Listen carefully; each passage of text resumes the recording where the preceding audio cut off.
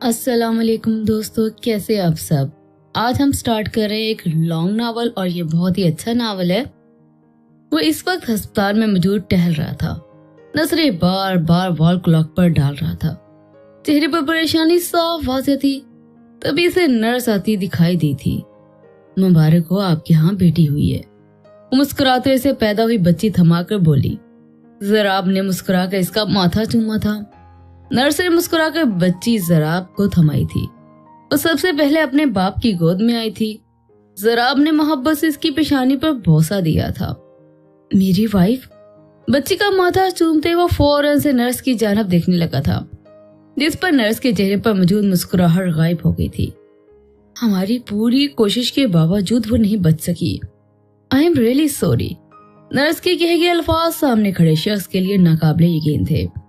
बच्ची अब इसकी गोद में बिलख रही थी, जैसे अपनी माँ के जाने का पता दे रही हो।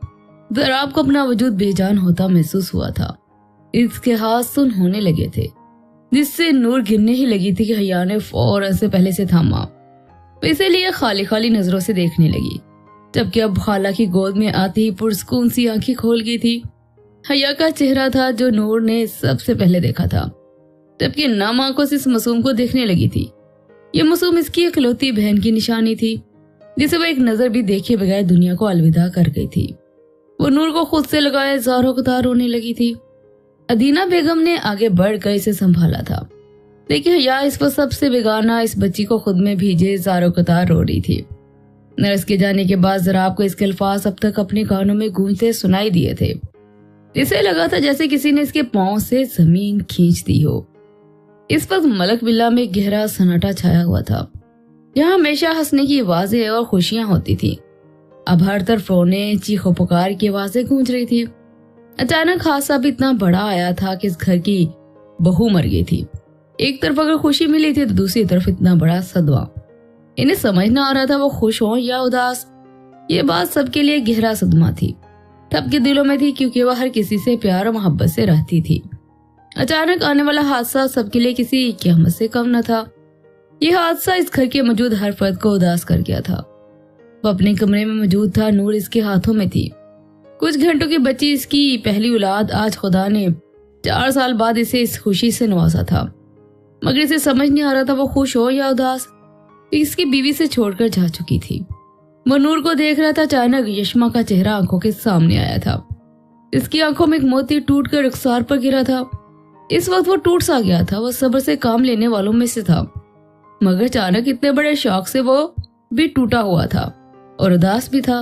आंखें खुली तो वो नम थी, मगर वो कुछ भी कर नहीं सकता था। किस्मत में यही लिखा था और संभाला इसे खुदा नहीं था। वो मुश्किल में कभी अपने बंदों को अकेला नहीं छोड़ता, तो फिर इसे कैसे छोड़ देता। इसे सब्र देना ही था। यशमा को गुजरे 1 महीना गुजर चुका था। इन दिनों नूर का ख्याल सबसे ज्यादा हया ने रखा था। वो इसके साथ बहुत ज्यादा वक्त गुजारती थी। नूर के साथ वो वक्त गुजारना, इसे तैयार करना हया को अच्छा लगता था। इससे पहले वो और भी ज्यादा मसरूफ रहती थी। वो इसे अपने कराची वाले घर ले जाया करती थी। नूर का इस कदर ख्याल रखने पर अदीना बेगम ने नूर के लिए हया को इस घर में लाने का फैसला किया था। जराब को बहुत समझाया, पर बहुत इसरार किया। पहले तो वह बिल्कुल रजामंद हुआ, फिर नूर का सोचकर इसके लिए रजामंद हो गया था। अपनी बहन के लिए और नूर के लिए ये कुर्बानी देने के लिए रजामंद हो गई थी, मगर दिल दोनों ही के रजामंद ना थे। वो कमरे में सोई हुई थी कि अचानक चेहरे पर खौफजदा तासरा सजे, माथे पर पसीना आने लगे थे, जिस्म कांपने लग गया था। नहीं नहीं प्लीज, नो नो। वो नींद में गर्दन नफी में हिलाकर चीख मारती उठ बैठी थी। आंखों में खौफ साफ वाज़ेह था। इसने लाइट ऑन की। खुद को अपने रूम में मौजूद पाकर इसे तसल्ली हुई थी। इसकी आंखें नम हुई थी। इसे बहुत मुश्किल से नींद आई थी। अब शायद नींद नहीं आने वाली थी। शायद पर आए बालों को पीछे करती वो बेड क्रॉस से टेक लगा गई थी। साइड से सिगरेट निकालकर इसे जलाती लबों से लगा गई थी। अपनी बेचैनी कम करने के लिए एक इसे यही चीज नजर आई थी, लेकिन अचानक वो सिगरेट लबों से निकालकर फेंक गई थी। नहीं यार, कल से तुम पर एक बहुत बड़ी जिम्मेदारी, इस आदत को खत्म करना होगा। वो सिगरेट डस्टबिन में फेंकती खुद से बोलते साथ आंखें बंद कर लेट गई थी। बहुत साल इसके साथ ऐसे ही हो रहा था, जिसकी वजह से वो डिप्रेशन में गई थी, मगर दोस्तों में रहकर वो बेहतर हो चुकी थी। कल इसका निकाह था। अपनी बहन की खातिर वो ये कुर्बानी दे रही थी। जराब अपनी बेटी नूर की खातिर दिन ब दिन इसका बीमार रहना इसे परेशान कर रहा था। अदीना बेगम के असरार और नूर के लिए वो दूसरी शादी के लिए तैयार हो गया था। दोनों ही बेबस थे मगर कुछ कर नहीं सकते थे। अरशाद बारी ताला है और हमने तुम्हें जोड़ा जोड़ा पैदा किया। वो दोनों एक दूसरे की निकाह में आ चुके थे। दो ऐसे लोग जिनकी जिंदगी एक दूसरे से बिल्कुल मुख्तलिफ थी मगर एक दूसरे के नसीब में थी। निकाह होने के बाद हया और जराब को एक साथ बैठाया गया था। हया थोड़ा फासला इख्तियार कर गई थी। वो सुर्ख रंग के खूबसूरत से जोड़े में मलबूस लाइट से मेकअप में तीखे नकूश की हामिल, सरमैया की दूधिया रंगा देखने में बेहद खूबसूरत थी। वो स्याह शलवार कमीज में मलबूस बालों को नफासत से सजाए, बढ़ी हुई दाढ़ी, चेहरे पसंदीद की सजाए दरमियानी रंगत, मर्दाना वजाहत की चलती फिरती मिसाल था। दोनों इस रिश्ते से रजामंद ना थे मगर किस्मत से कौन लड़ सकता था। तो हाँ बच्चे, हया को कमरे में ले जाओ जरा आपके। वो मुस्कुराते इसे देखकर बोली, जिस पर उस बात में सर हिलाकर हया को लेती कमरे की जाना बड़ी थी। ये घर से बिल्कुल अलग जगह पर था, एक पूरा पोर्शन जिसमें 2 रूम थे। वो इसे जराब के कमरे में ले आई थी। अदीना बेगम भी इसके साथ मौजूद थी। तुहा को जाने का इशारा किया। हया की जाना बड़ी थी। हया बेटा, अपने इस रिश्ते को पूरे दिल से निभाने की कोशिश करनी है और ठीक से बैठो। अदीना बेगम ने नरमी से इसे मुखातब करते कहते साथ इसका लहंगा बेड पर फैला गई थी। हया बस खामोश रही थी। हार्ट बीट तेज हुई थी जब इसे निकाह की बात हुई थी। इस दिन वो रात इसके जहन से एक बार नहीं निकली थी। वो इतना जानती थी कि इसके साथ फिर से गलत हुआ है। वो सिर्फ और सिर्फ नूर की वजह से मजबूर हुई थी। वो किसी पर डिपेंडेंट नहीं होना चाहती थी। वो अपनी जिंदगी अपने मुताबिक गुजारना चाहती थी मगर अब शायद ऐसा ना था। वो लहंगा फैलाए नजरें झुकाए बेड पर बैठी थी। वो यही सोच रही थी। वो दोनों बिल्कुल मुख्तलिफ थे, तो अलग अलग लोग, लेकिन एक दूसरे के निकाह में आ चुके थे। तभी क्लिक की आवाज आई और दरवाजा खोलकर अंदर दाखिल हुआ था।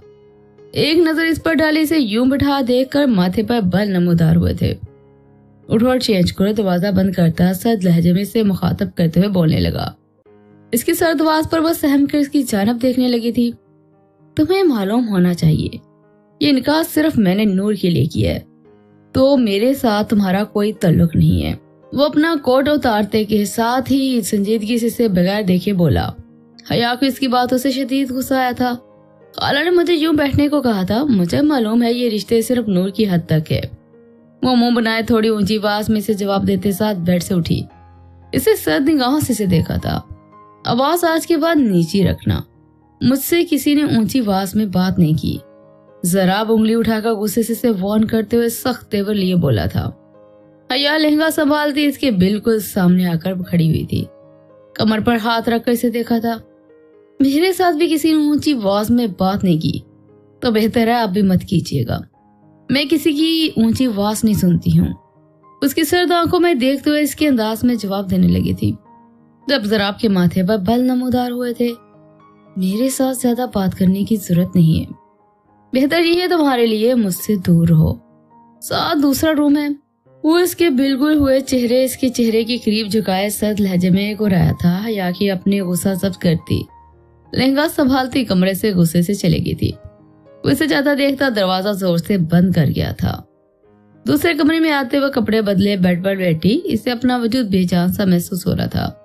किस्मत में आज इसके साथ दूसरी बार खेल खेला था मगर वो बेबस थी। ना पहले इसके इख्तियार में कुछ था ना अब इसके इख्तियार में कुछ था।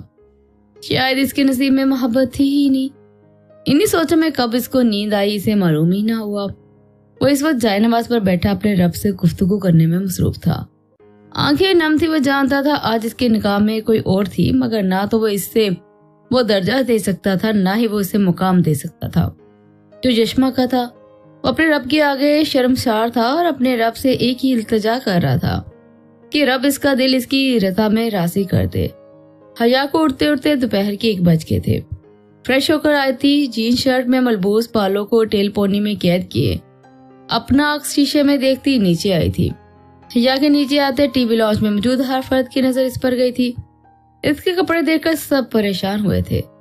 सोहा इशाल कभी भी सर से दुपट्टा नहीं उतारती थी क्योंकि जराब को लड़कियों का सर ढका हुआ ही पसंद था। इसका हुलिया देखकर सब हैरान थे। हया बेटा इतनी देर से खैरियत? अदीना बेगम इसे देखते हुए लहजे में नरमी लिए बोली थी। इसे पूछने लगी जिस पर हया ने इन्हें देखा।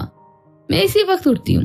वो इन्हें फौरन जवाब देने लगी, जिस पर सबने चेहरे पर मौजूद हल्की सी मुस्कुराहट गायब हुई थी। नासरा बेगम ने मुस्कुराहट बामुश्किल छुपा सकी थी। बेटा, यहाँ ऐसे कपड़े कोई नहीं पहनता।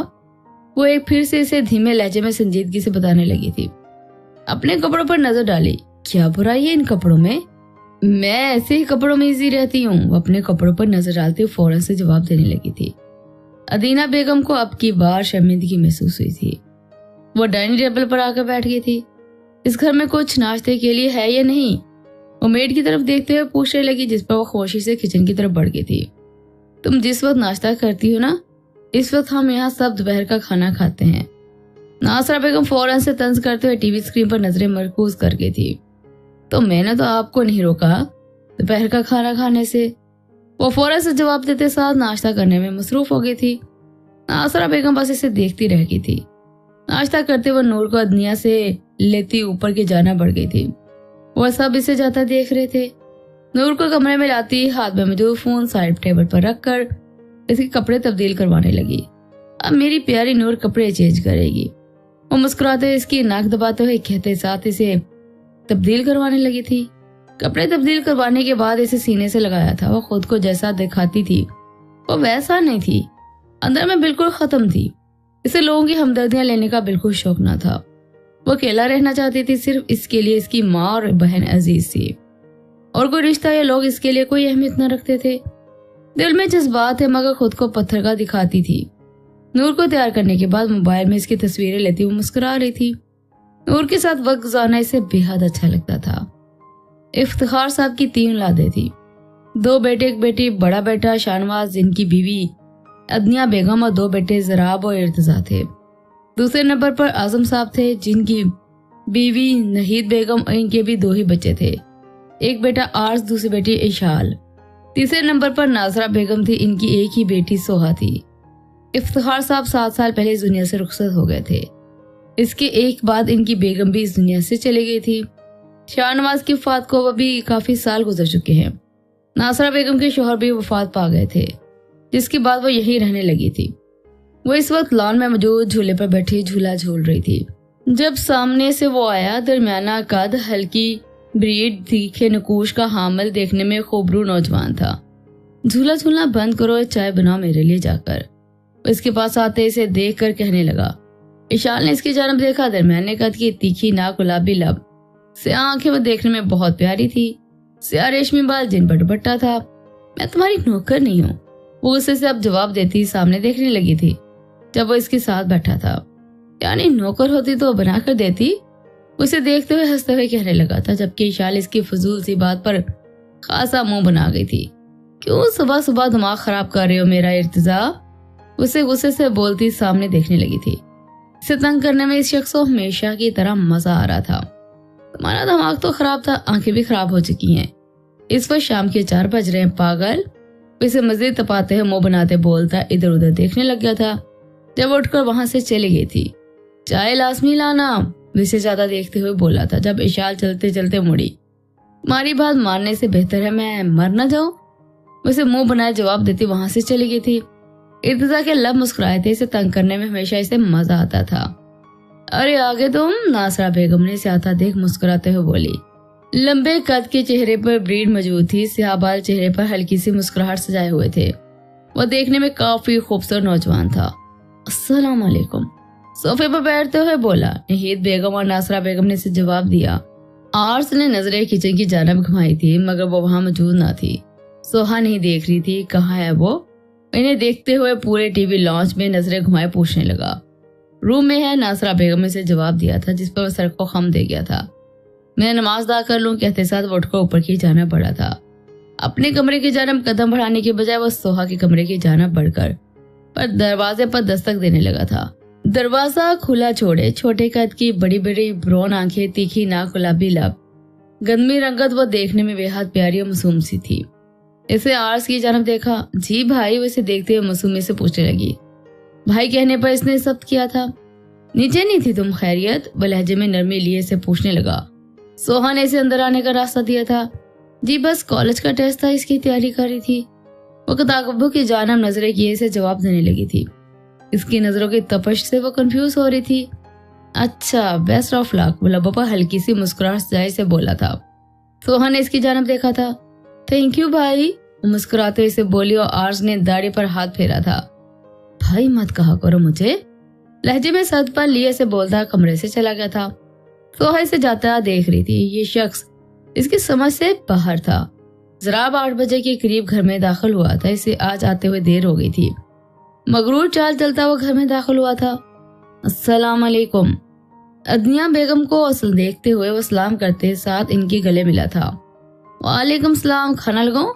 अदीना बेगम और इसे मुस्कुराकर जवाब देती फौरन से पूछने लगी, जिस पर वो नफी में सर लाता ऊपर खिंचाना पड़ा था। अदीना बेगम की इस तरह पूछने से यशमा याद आई थी, जो उसके बगैर खाना ही नहीं खाती थी। अपनी सोच को झटक कर वह हया के कमरे की जाना पड़ा था। दरवाजा थोड़ा सा खुला हुआ था।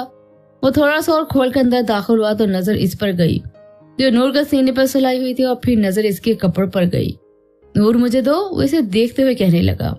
इसकी आवाज पर इसने देखा और बेड से उठकर नूर को शराब को थमाकर शर्ट ठीक करने लगी थी। कपड़े पहनने की तमीज नहीं सिखाई तुम्हें किसी ने? मैं लहजे में सख्ती लिए इसे देखते हुए बोला था। इसकी बात पर वो इसे देखने लगी थी। नहीं, जैसे आपको किसी ने लड़कियों से बात करने की तमीज नहीं सिखाई। वो इसे देखते हुए फौरन से जवाब देने लगी थी। इसके माथे पर हमेशा की तरह बाल नमोदार हुए थे।